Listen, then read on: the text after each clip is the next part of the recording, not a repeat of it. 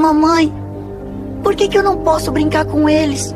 Porque nós não somos que nem eles, filho. E por conta disso, eles não gostam da gente.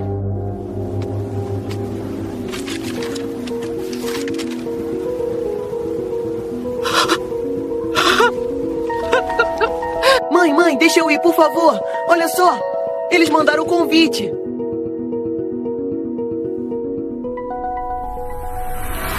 Não, você não vai.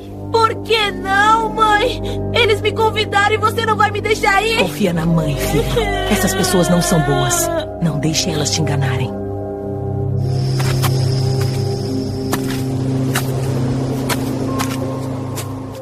Você veio, que bom.